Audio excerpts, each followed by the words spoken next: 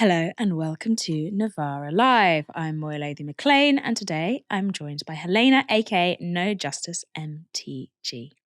How are you doing? Yeah, it's good to have the dream team back together, ready to tear into the manifesto released earlier today. We are ready to turn into the manifesto releases. But before that, let's hear what we're coming up with later tonight.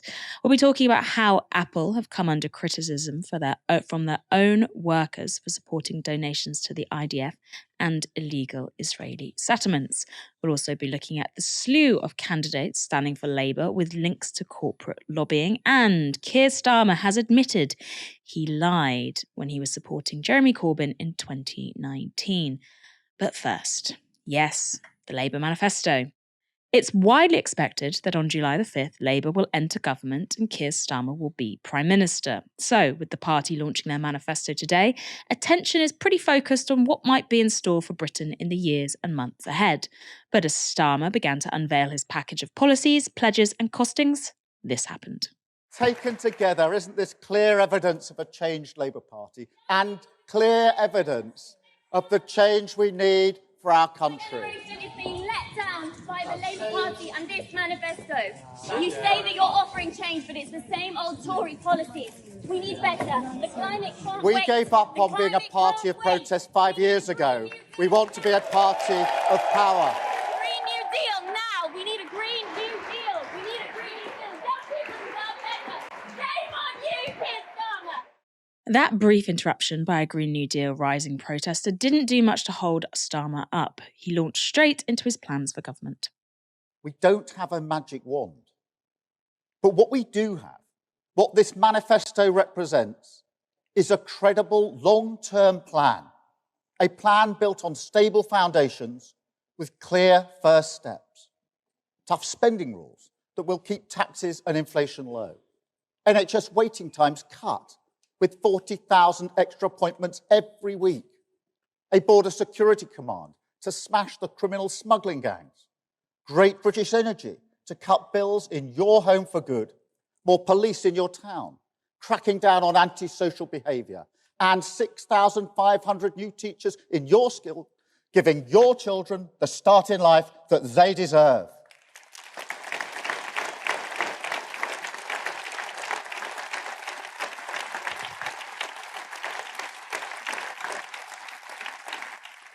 But also a plan that is much more than a list of policies.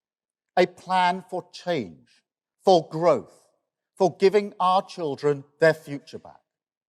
A chance to refocus politics on the things that matter to your family. The era of sticking plaster politics, the chaos and division replaced by a government back in the service of you and your family. Starmer didn't get into any financial details in his speech, but he did make this pledge to workers. I make no apologies for being careful with working people's money, and no apologies for ruling out tax rises on working people. And this isn't just the election. Don't think it's just politics. This is an issue of conviction. I don't believe it's fair to raise taxes on working people when they're already paying this much, particularly in a cost of living crisis. So let me spell it out. We will not raise income tax. We will not raise national insurance. We will not raise VAT. That is a manifesto commitment.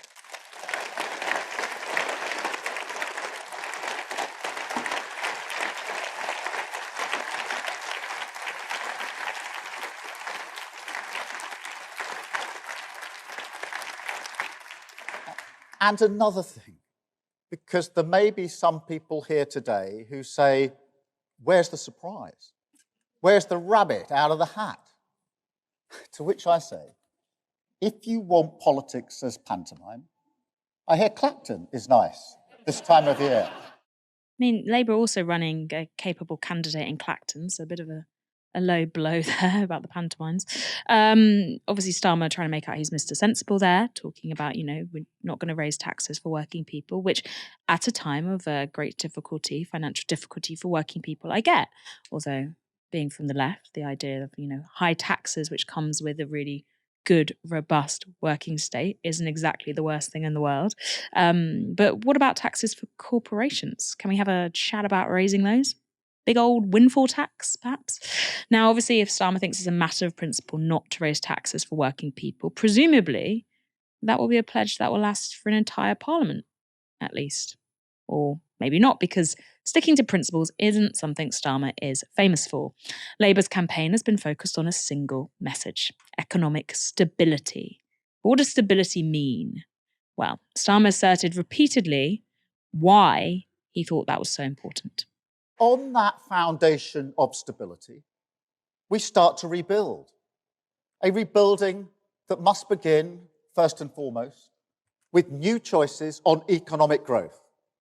That is the mandate we seek from Britain at this election, a mandate for economic growth. Because the way we create wealth in this country is broken. It leaves far too many people feeling insecure. People who are working hard and doing the right thing. So we will reform it. And we will keep on reforming it until it delivers for them. Wealth creation is our number one priority. Growth is our core business, the only route to improving the prosperity of our country and the living standards of working people. See, what he's talking about there are two very interesting things, because he's mentioning growth and then he's mentioning wealth creation.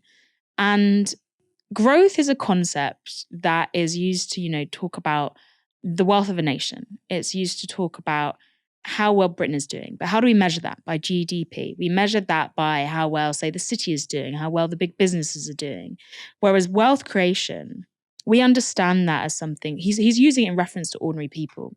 And the concept of growth as it stands is actually, I would say, in direct opposition to wealth creation, or at least community wealth creation, because growth is about this intangible flow of capital that bypasses communities altogether. Whereas if we talk about community wealth creation, that is about having revenue that's reinvested back in the community, that goes back into the places it comes from. And an example of this, say, is, growth. Okay, growth for GDP or whatever might be Amazon with a warehouse, putting a load of warehouses in commuter towns or around the country.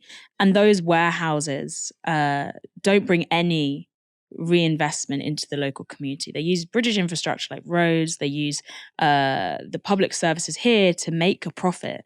And then all that growth that it's brought, all the money that's counted into like the entirety of British productivity is actually going elsewhere. The flow of capital is elsewhere.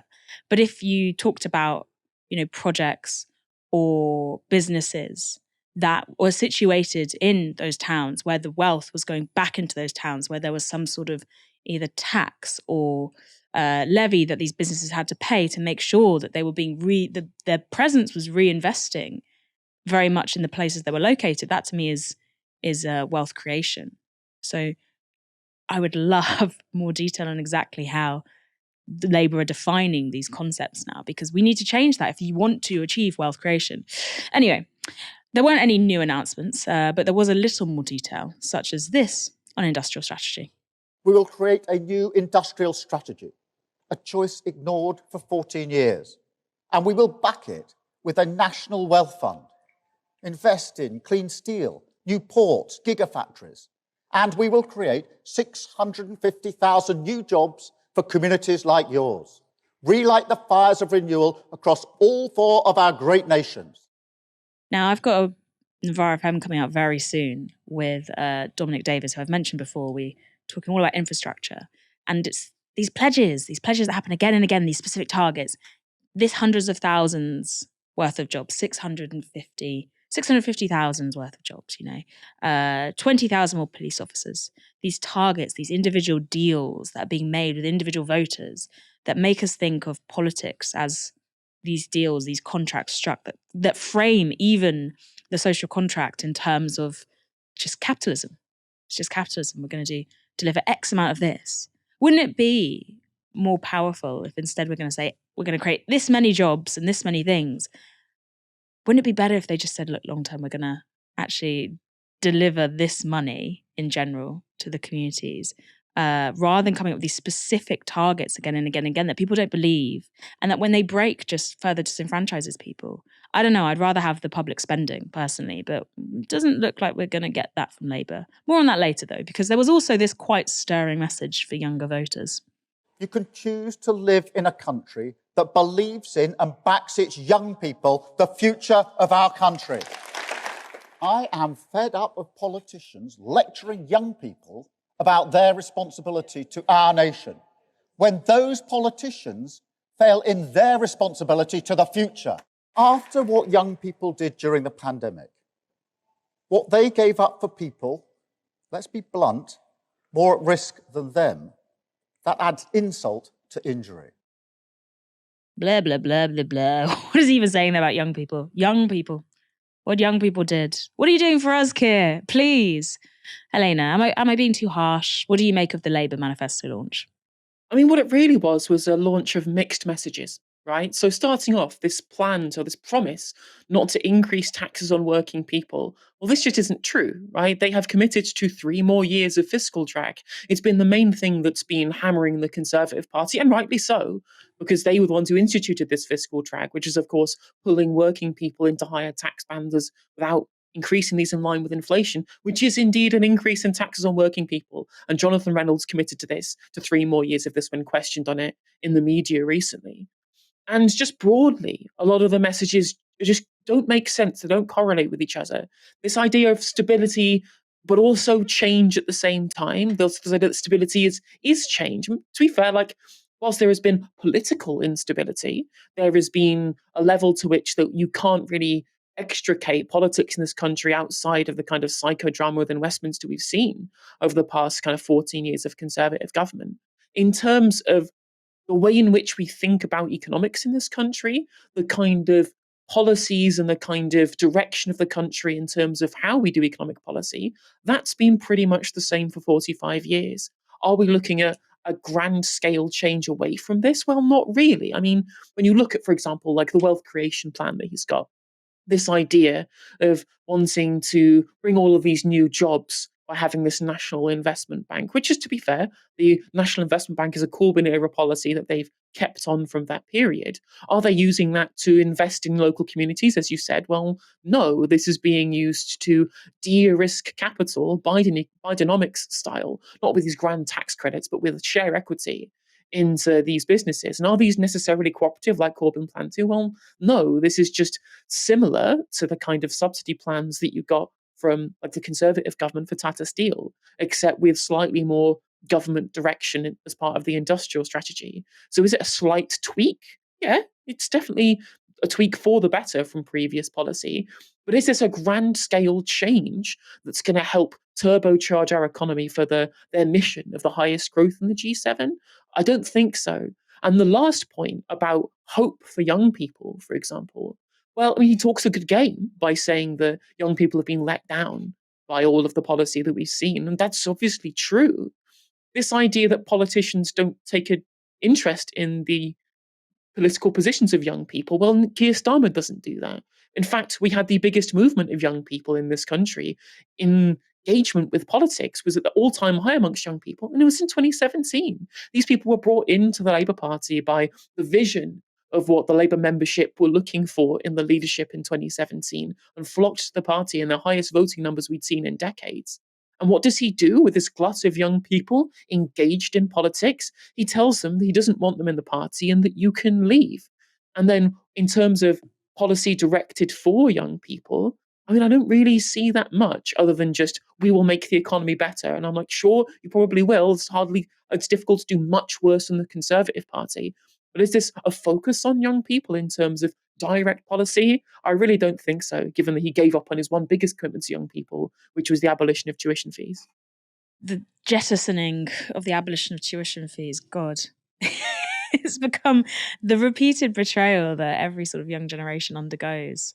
Every 10 years? I remember. How long is it? 2010 now? That's at least 14 years ago. And did the Lib Dems ever really recover from it? Now their biggest policy is one nicked from the 2019 Labour manifesto. But like Starmer's speech, the manifesto itself doesn't contain any policy the party hasn't trailed before. And despite Labour repeatedly saying that it's fully costed, it really isn't. We know this because our numbers bigwig, Stephen Methan, ran the numbers and has found out that for a start, Labour have only costed policies for the final year of the next parliament, which is 2028, 2029. This is how they justify that choice. We have used the last year of the most recent Office for Budget Responsibility forecast, 2028-29, which represents the highest annual cost of the policies. This is because, remember, Labour said that they won't do any budgets without the quango, that is the Office for Budget Responsibility, signing it off, which is the classic, let's farm this out to a not really independent body that has never really been accurate in its forecasts, but let's let it decide the economy anyway.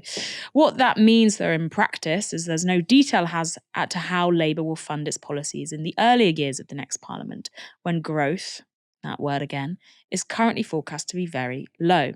But even those costings cover only a handful of the pledges made in the manifesto. Labour has identified 4 sources of revenue, bringing in £7.3 billion. The largest of that is by closing non-dom tax loopholes and clamping down on tax avoidance. Other sources of cash include VAT on private schools, closing a tax loophole on private equity bonuses, and increasing stamp duty on property purchases by non-UK residents. This revenue will be used to pay for a range of relatively inexpensive policies, with the most pricey one being a £1 billion injection into the NHS for 40,000 more appointments a week.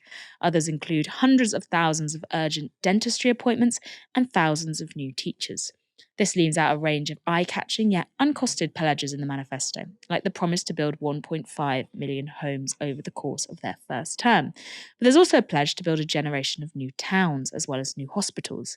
Similarly, a promise to train thousands more GPs is uncosted, and even some of the costed policies don't sound wholly plausible.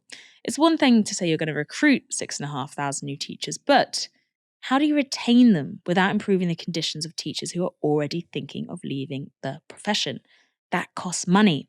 It's doable, of course, if we rethink how the government handles the economy, but it wouldn't be doable by the Thatcherite household budget rules Labour seem to be adhering to, unless, of course, they are going to do the most radical thing of all, which is get into government and then say, by the way, we are actually going to do a lot of borrowing. But somehow I don't think that's going to happen.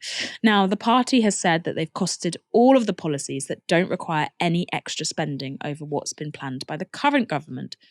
That's led some to worry that they intend to shift budgets around by cutting services to pay for their pledges. There's a word for that, austerity.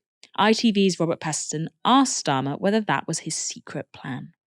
You say you want people to trust you, you want to restore stability to the UK, but it is surely the opposite of that to make the bogus claim that you can get growth up sufficiently by next year to prevent significant cuts to public services. How are you going to avoid a return to austerity?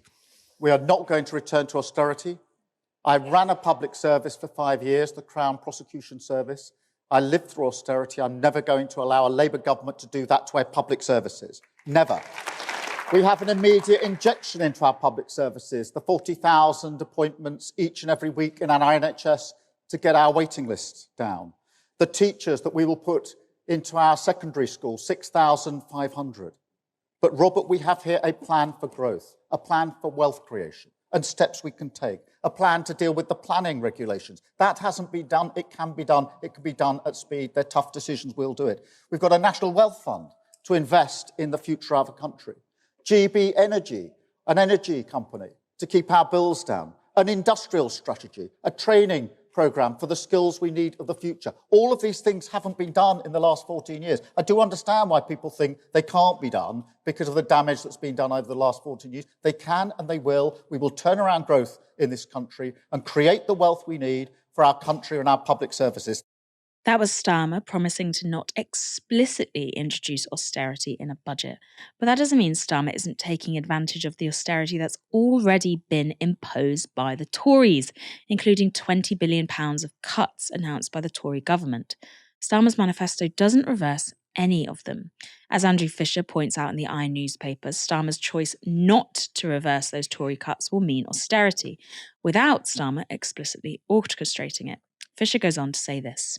If Labour simply raised corporation tax to the level it was when the party left office in 2010, that would raise upwards of £5 billion and still be a lower rate than most G7 countries. One could equalise capital gains tax rates with income tax rates, raising at least £15 billion, more if you equalised with national insurance rates too. This was something Nigel Lawson, Thatcher's Chancellor, did in the 1988 budget, so it should hardly be seen as radical socialism. Another option would be to increase income tax for the top 5% of earners. Starmer should be familiar with that one, since it was the first of his 10 pledges in 2020 based on the moral case for socialism. Today, that tax hike on the very highest earners was raised about $12 billion for public services. Starmer himself admitted in his interview with Sky's Beth Rigby last night that he could afford to pay more tax on his current £128,000 salary. But as Labour has become ever more reliant on wealthy and corporate donors, so it seems their tax policy has been diluted. He who pays the piper calls the tune. See, the thing is, what Labour running scared of a press, Labour running scared of, being called these mad socialists. But guess what? The Tories got into government and did what the hell they wanted. It just baffles me as to why Keir Starmer and co and Rachel Reeves would not get into government and do, they talk about the sensible thing. The sensible thing would be get into government and follow the example set by even Nigel Lawson. And if challenged, who cares? Look at the Rwanda plan. Come on, at least grow a pair. So instead of raising taxes, Starmer is relying on economic growth to provide the government with extra spending powers. And key to Labour's plan for economic growth is the National Wealth Fund. Labour has committed £7.3 billion over the next Parliament to create this fund, with the hope of attracting £3 of private investment for every £1 the government spends. It's part of the party's Green Prosperity Plan, try saying that very fast, which also includes the state-owned Great British Energy Company. These initiatives are being funded by a windfall tax, yay, on the energy companies to the tune of just over £1 billion per year, as well as £17.5 billion in borrowing over the course of the next Parliament. It's a gamble, one that Starmer's wider plans, like tackling child poverty, creating a social care service, and investing in education, are all dependent on. Institute for Fiscal Studies head Paul Johnson, who described the Labour manifesto's costings as trivial, had this to say about the economics. Yes, growth could surprise on the upside, and if it does, then the fiscal arithmetic will be easier. But if it doesn't, and it hasn't tended to in recent years, then either we will get those cuts, or the fiscal targets will be fudged, or taxes will rise. The top-ups of $5 billion or so to day-to-day spending in the manifesto mostly pay for additional promises for the NHS and schools, rather than significantly reducing the scale of implied cuts to spending on unprotected public services. Like the Conservatives and the Liberal Democrats, Labour continues in a conspiracy of silence on the difficulties they would face. These challenges are already perfectly clear. The books are open. A post-election routine of shock and horror at the state of the public finances will not cut it. Elena, why don't Labour want to make the electorate think differently about how we handle the economy before the election? Or is it that we're actually just too far gone to listen? Will we not hear it if they say, what if we did the economy like this? Well, I think there are kind of two main reasons as to why. One of them is electoral and one of them is ideological. So on the Labour right, you have complete dictatorial control over the direction of policy, the direction of the campaign at the moment in the Labour Party. There are two reasons that they think so. So the first one is electoral, and they fully believe that if they start saying anything about tax increases at all that aren't anything other than tiny minor ones that people can easily understand won't affect them, if they do anything other than that, they'll get crucified by the right-wing press. They expect that people from not just the Daily Mail and the Sun, but places like the Telegraph and the Times will talk about this this rush to tax people, or same old Labour pulling the tax lever. And they've clearly tried to disabuse the public of that idea by saying, well, most Labour governments would want to do the tax lever. We don't want to do that. You can trust yourself with us. Of course, they have left the door open for things like capital gains tax increases by saying they don't have no plans to. But of course, this is politicians speak for, we might do it later if we think we can get away with it. So watch this space in terms of that. But in terms of the campaign, they don't want to sound like they're doing it because they think it will put people off voting for them. That's not what I think is important here, though. When you look at, for example, their decisions around borrowing, and around fiscal expansion, this isn't necessarily electoral in nature. A lot of this is ideological. Now, monetarism is an economic school of thought that essentially posits this idea that the amount of money in the economy, the money supply, is the driver of inflation. It's the drive of aggregate prices. And if too much money is chasing too few goods, that will increase prices, for example. But there are other schools of thought that say, well, if you actually increase the amount of money in the economy, but you increase the supply, then overall aggregate prices will stay the same. That's kind of more Keynesian viewpoint. They also view this being kind of scary to the public that increased borrowing is bad. But I think that it's more for these people about their economic ideology, which is why they specifically, rather than do borrowing for public investment, that they think may cause inflation to increase.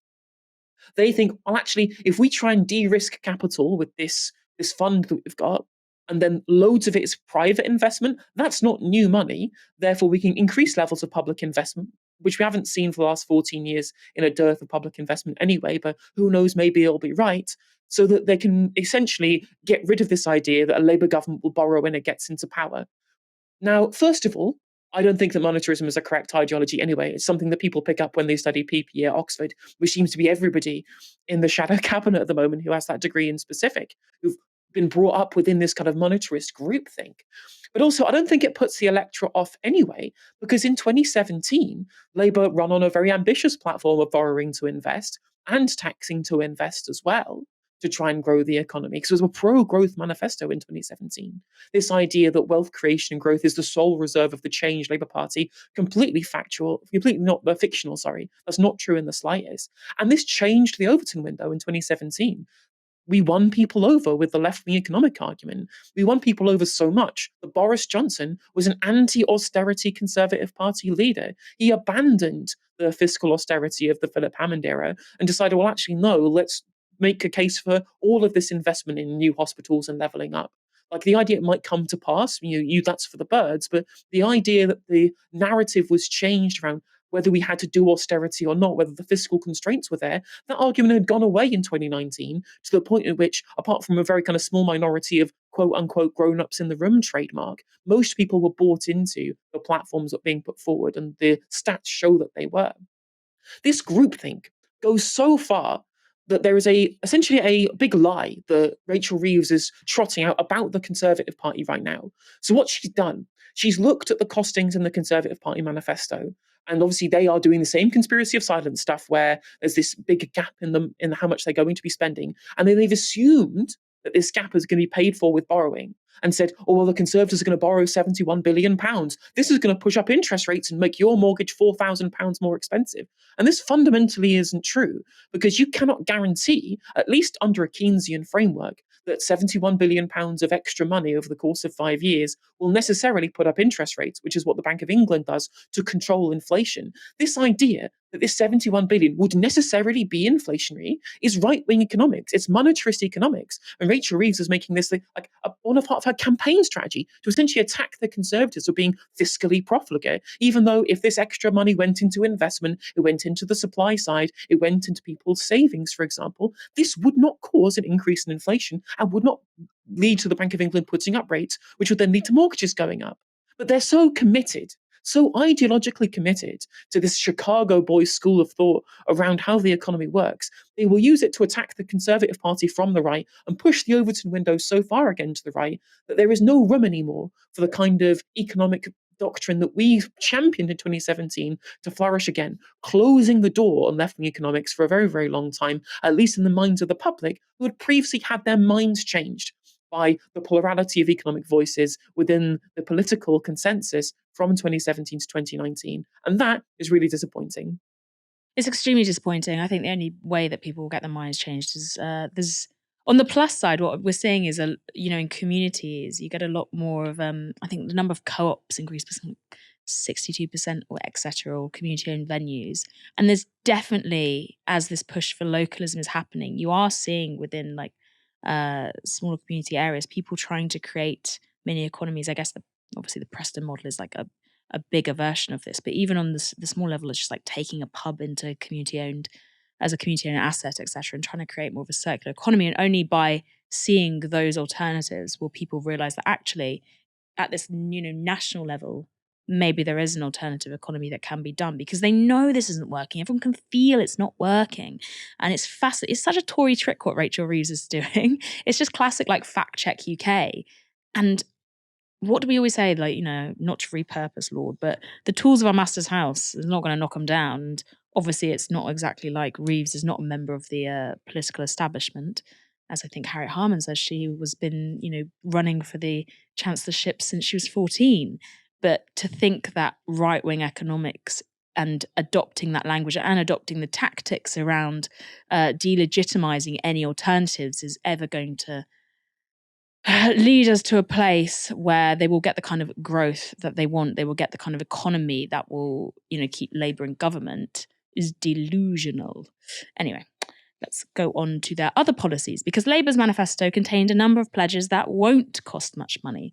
On the environment, they promised no new oil and gas licences, but they also won't be reversing any recent licences, like the one granted for development of the massive Rosebank North Sea oil field. The party has also pledged significant changes to the House of Lords. Labour has said it will introduce immediate legislation to remove hereditary peers from the second chamber of Parliament, carrying them kicking and screaming out. I can imagine it now. A lot of very old individuals being wheeled out onto the street and left there. We'll also introduce a mandatory retirement age of 80 for those in the Lords. And for those who remain, there will be new participation rules forcing members to show up for work. Shock horror. No more work from home. Labour also wants to make it easier to get rid of disgraced members, with the long-term plan to replace the House of Lords with a more democratic second chamber. Other constitutional reforms include extending the vote to 16-year-olds. That's an age group that will also benefit from a pledge to introduce a genuine but unspecified living wage for all, and abolish the minimum wage bans that discriminate against younger workers. Helena, some of these are good things, right? Some of these are good. Oh, 100. Yeah, 100%. Absolutely would agree with you on that one. I mean, I would take the House of Lords stuff with a pinch of salt. In Blair's manifesto, he obviously promised to do some House of Lords reform in a view to then abolishing the House of Lords, which never happened. So, take these with a pinch of salt right now. But even some reforms to this kind of gerontocracy that we've got within the halls of Parliament, very happy to see those in my book. The votes for 16, excellent. I mean, it's not just good, and I think that extra electoral participation is a good thing, kind of prima facie, but in terms of electoralism or electoral politics for the Labour Party, ensuring that you have an additional kind of glut of new voters who are going to vote for you, most likely because younger people do vote Labour more often, that's definitely something that's going to be more likely to put the Conservative Party in a box and get rid of them forever. With regards to that, though, a lot of right-wingers are saying, oh, well, you're just playing an election game. And I'm like, well, tough. You guys tried to gerrymander away young people by implementing voter ID. The Pandora's box of trying to change how our elections work to make it more easy for you to win has been opened. And we can't go back now. So quite frankly, I'm glad that Labour are trying to push the boat forward on that one specifically. And on top of these, there are some Corbyn-era policies that have stuck there, like Daniela Gabor, a macrofinance expert, talked about how there were the green investment plans are things, the green macrofinance is stuff that's sticking around in the new manifesto, which is a hangover from the Corbyn period, which is great. The change of the mandate for the Bank of England, so they have to take into account climate change, engage in things like green bonds. These are all good things. And part of the GB energy plan, which of course has been pulled back, but there is still a good part of it that I will always champion, which is the idea of the local power plan, which has been spearheaded by Ed Miliband.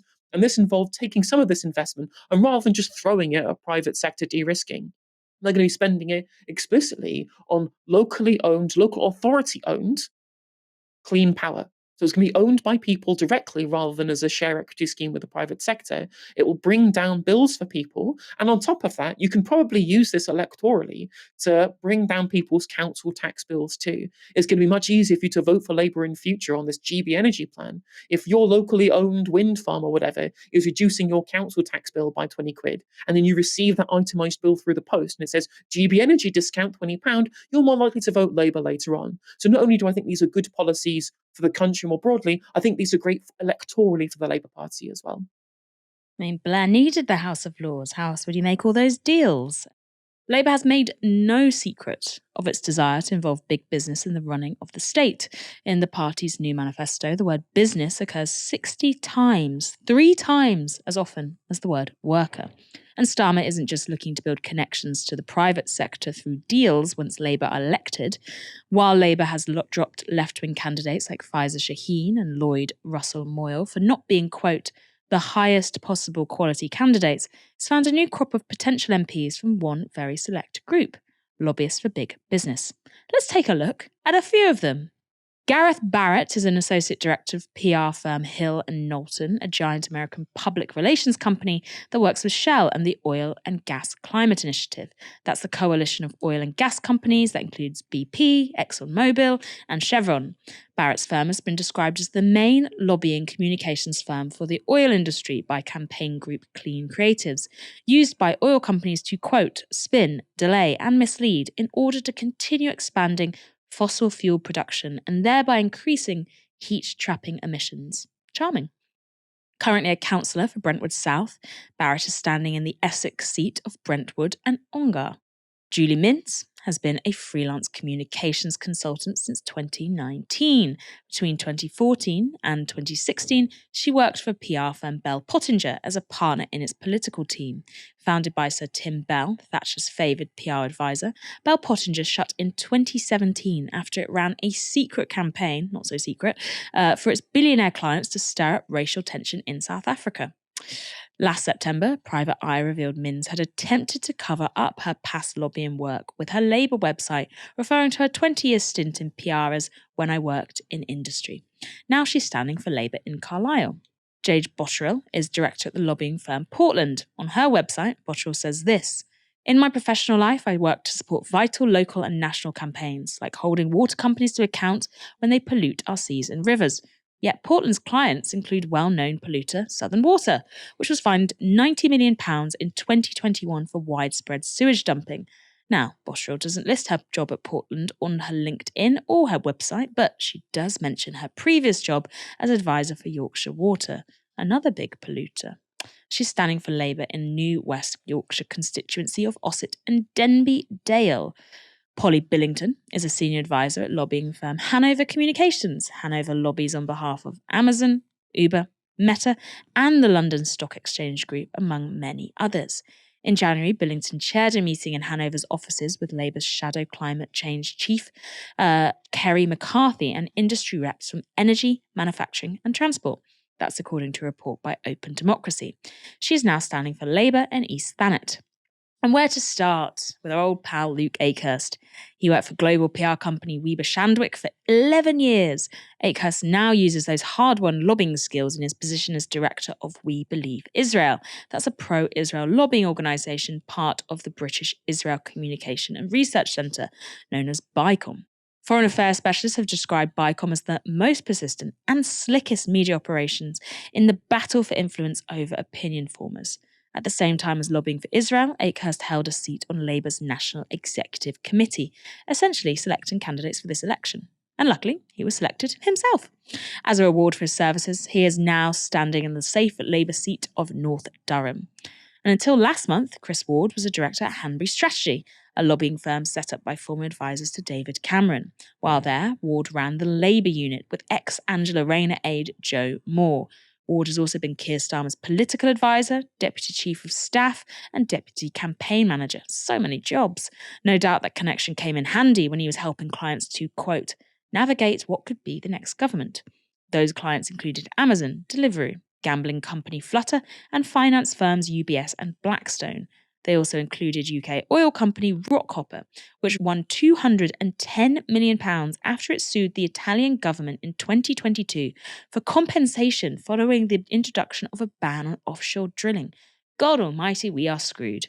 Ward is now standing for Labour in Brighttown, Kemp Town, which was Lloyd Russell Moyle's seat. And I mentioned former Angela Rayner aide and Hanbury advisor Joe Morris there. He's also standing for Labour in Hexham, Northumberland, a very charming town that I've been to. Might even be a city. It's got a cathedral. Also standing is Hanbury Associate Director Hannah Dawson, who's running for the Winchester seat, and Hanbury Account Manager Joss Tapper, running for Labour in Hertsmere, Hertfordshire. Helena, how has lobbyist become the latest career that predicts a desirable politician? It's interesting that you brought up the Portland consultancy with one of these candidates very specifically, especially one of the people high up in the company, at the very least, because the Portland consultancy was set up by a former aide of Tony Blair during the Blair years, and just very recently in 2023, they had a document on their website called "How Labour Works." It had a foreword by Alistair Campbell, and it was helped being written by a former political editor of the Sun.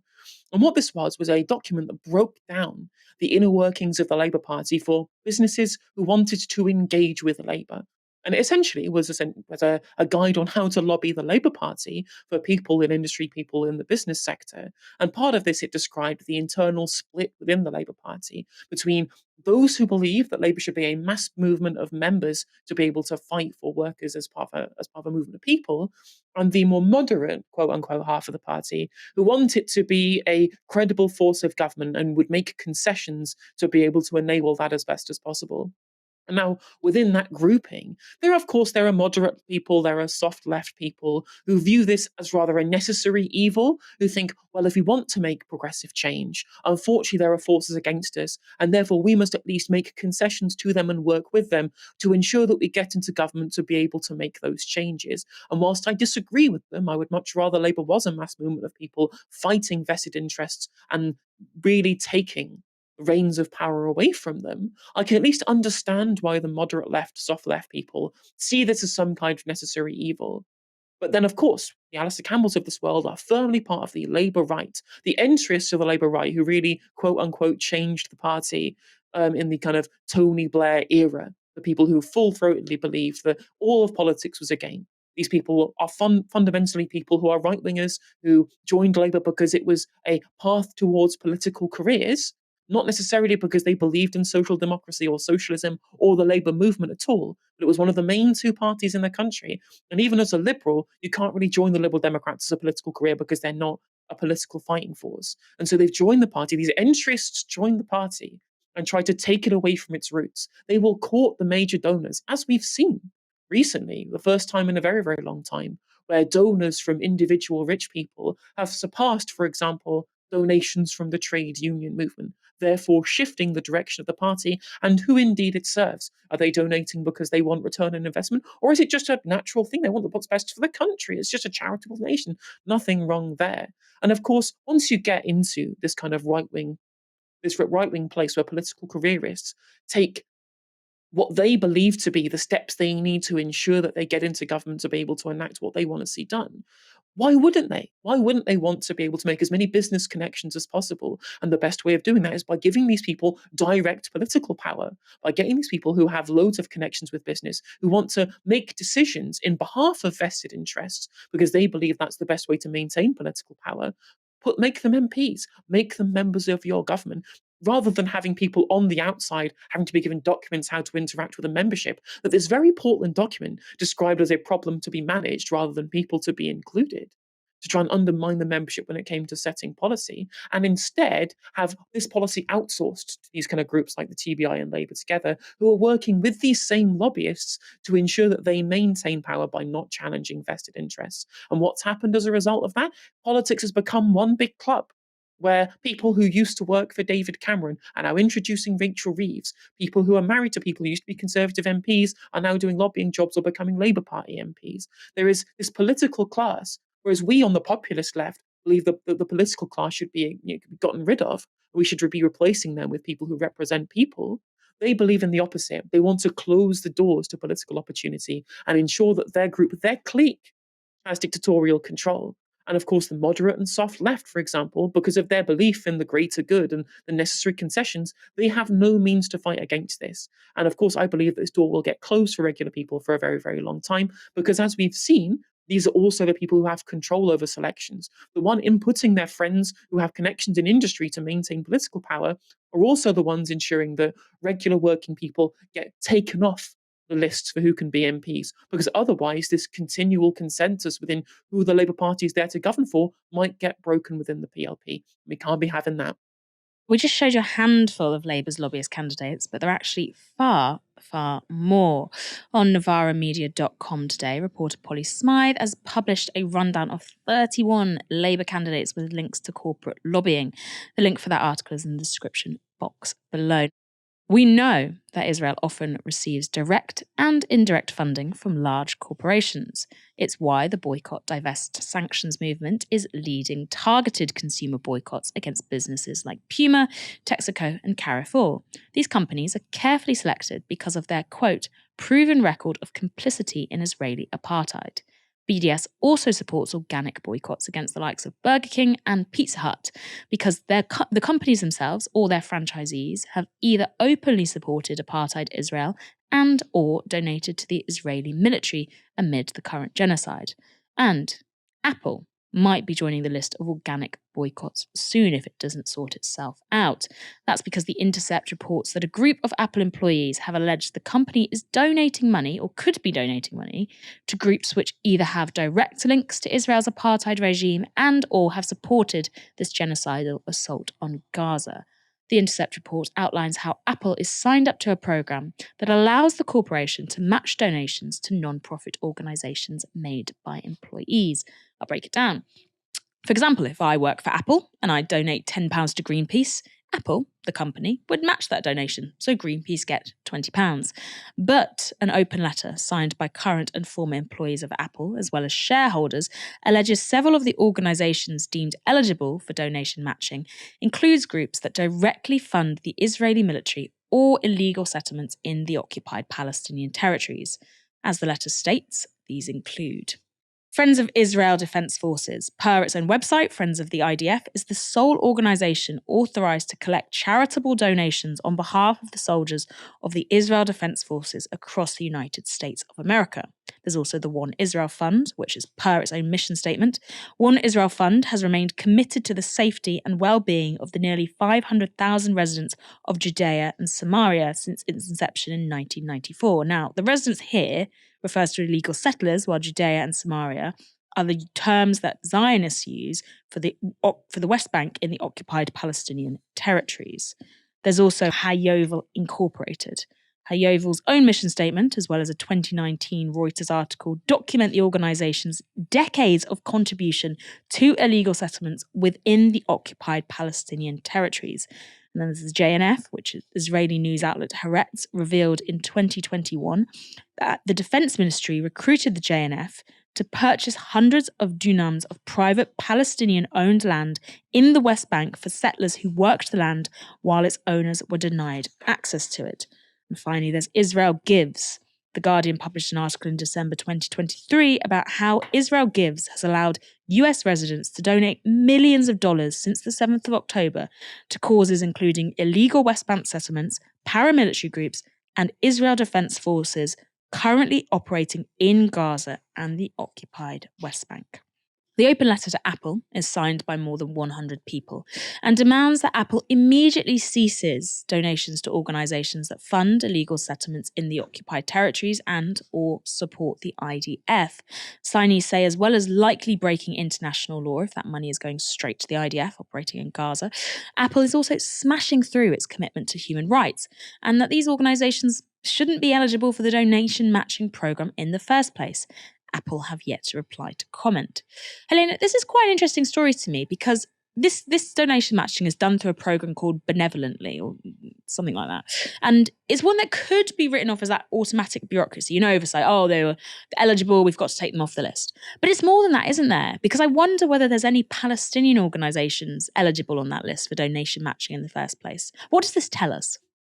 I mean, at the very least, right, regardless of whether or not Apple know what's going on with these funds, because of course, I think that whether or not they know and they are trying to do these things without expecting people who want these donations to get matched to know, or whether they are also just as clueless as people who are trying to make these donations.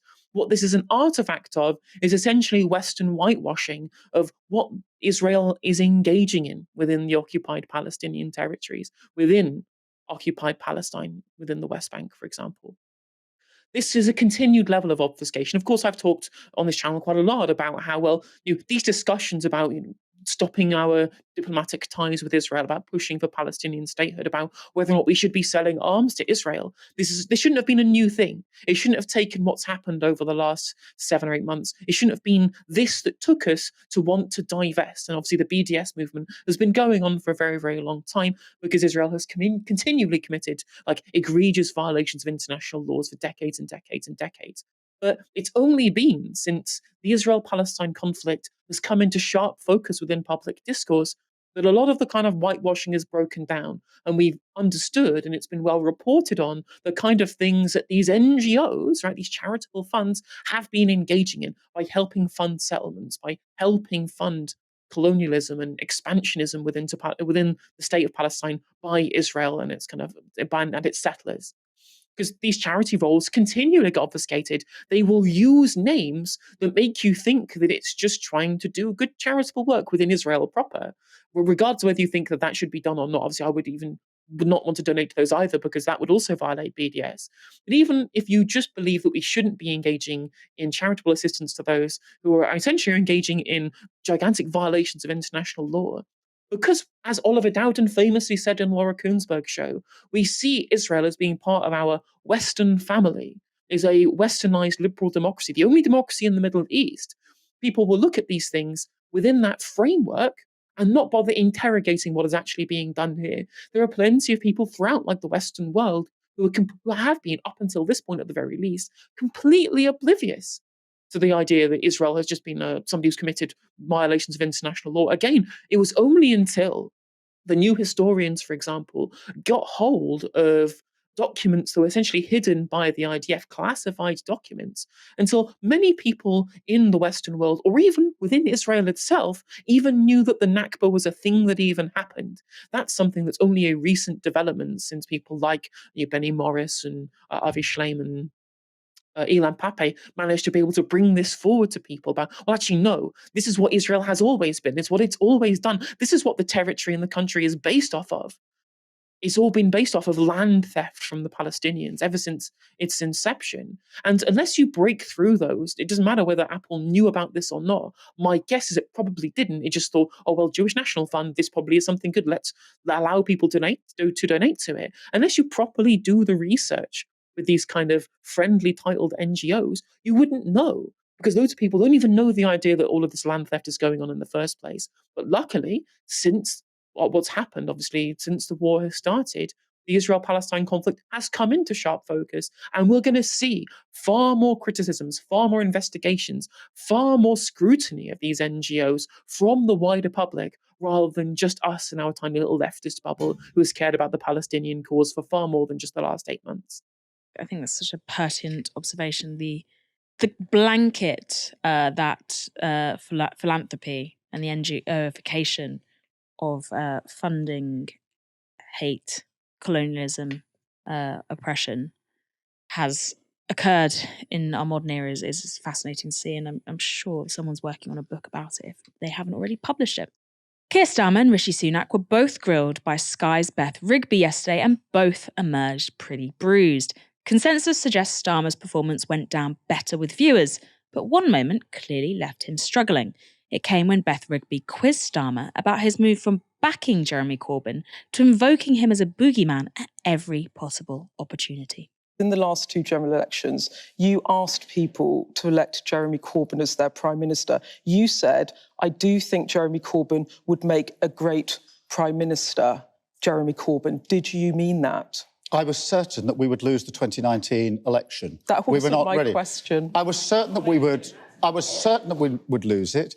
I did campaign for Labour. Of course I did. I will openly say I campaigned for Labour. I wanted good colleagues to be returned into the Labour Party. When you said it. And I wanted a party that was capable of being changed so we could face the future again. Did you not mean it when you said it? I was certain that we would lose. And I think many other people were certain that we would lose. So you didn't mean it? I was certain that we would lose. So you said it because you didn't think he would be Prime Minister anyway? Of course I campaigned for the Labour Party at the last election and the election before that, and the one before that. I've always campaigned for the Labour Party, and I'm glad I did, because I wanted good colleagues to be returned to have their seats so that we could fight for the future of the Labour Party. He's so evasively disrespectful, isn't he? passive aggressive, good colleagues, and we all know who's not included in the good colleagues. Just tell the truth. Tell the truth.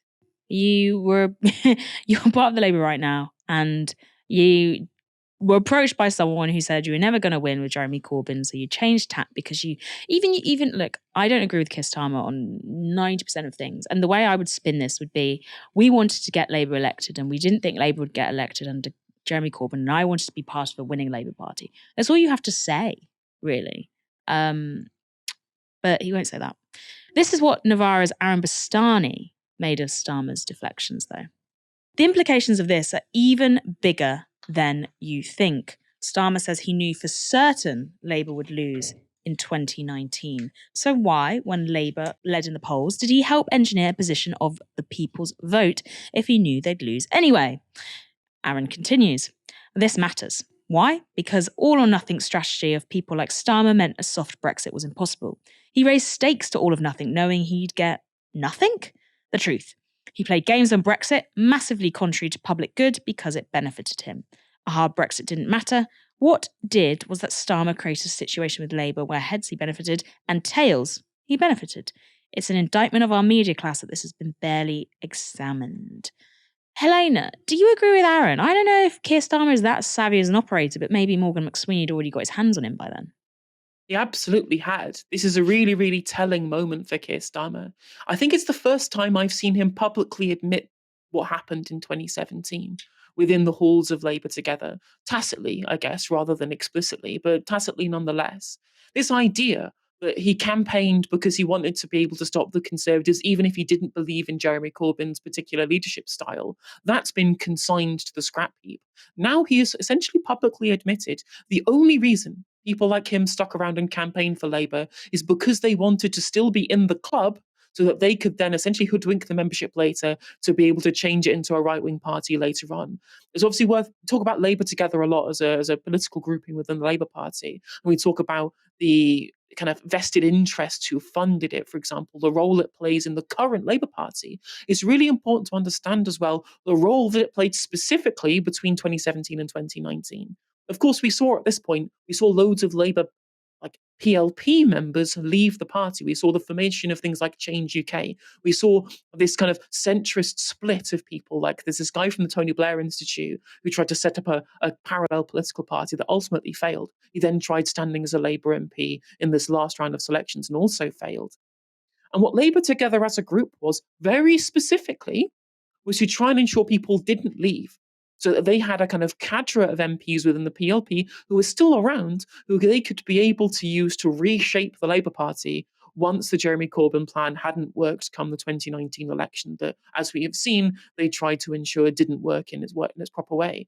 And what they did was they had this Labour Together grouping. We've all seen them, people like Shabana Mahmood, Rachel Reeves, Wes Streeting, Bridget Phillipson, all members of Labour Together, who were convinced by people like McSweeney not to leave the party and to stay quiet, stay in the background, while they were doing the hard work to, again, as we've all heard now, to poll the Labour membership, find out what they could tell the party and the leadership election to be able to win, to then turn tail and then boot people out once they had their control over the Labour Party machinery in the background. And again, this is the first time he's basically openly admitted the only reason these people stuck around is because they wanted to be able to take control of the party later. Very, very telling. Maybe we should have stuck around. I don't know anymore. What is the future of politics? Well, it's probably on the ground, like I always say.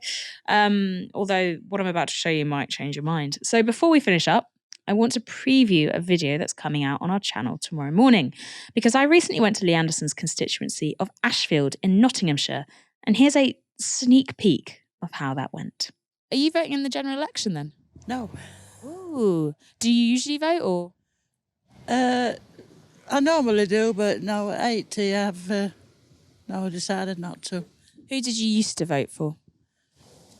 I always voted Labour. And how come you're not voting Labour this time? Because I'm not voting for anybody this time. What issues do you think matter to the country at large? Well, I tell you for now, Enoch Powell had right idea, many years ago. I see. And why do you think that? Because it is what I think. I mean, you're not English, are you? Well, that's a question for my birth certificate, I think. I'm going back years and years and years. So what would you say about someone like me who's mixed? Would you say that Enoch Powell had the right idea about someone like me? Well, not just you, it's everybody else that's coming into it. What would you prefer for people like me? Stop where you are and not to come here. I'm not being personal, really. No, this is really useful. So after this interview, I will be returning to Herefordshire. That's Herefordshire, everyone, not Hertfordshire. I wish I could say that encounter was an outlier, but perhaps it was just the most extreme version of a sentiment we did encounter quite a lot in Ashfield. But the reasons for that, we will be exploring in the video that's out tomorrow morning on our channel. Thank you, Helena, for joining me on tonight's show. Are you streaming the debate tonight on your channel? Can we plug that? I will be reacting to the debate on my channel tonight as well. So, but I wouldn't want to take too many viewers away from Novara. I know you guys have got a come on, interesting there's show room for lined all up of this us. evening. There is room for Although all all of the- us. You've got great True, analysis. and the Let's VODs send you over there. Sorry, I keep I mean, talking over you. I'm like, don't take any viewers away. The VODs will be available for both of us. So if you want to watch both, they will always be available for people to rerun each on YouTube. So This is very true, but Helene has great analysis. So you wouldn't be doing yourself a disservice if you want to go watch her debate live stream. But we will also be doing a debate live stream. I am going to be here until 10 p.m. We'll be live from 8:25 for ITV's multi-party debate. I will be joined by Aaron Bastani. But for now, you have been watching Novara Media. Good night.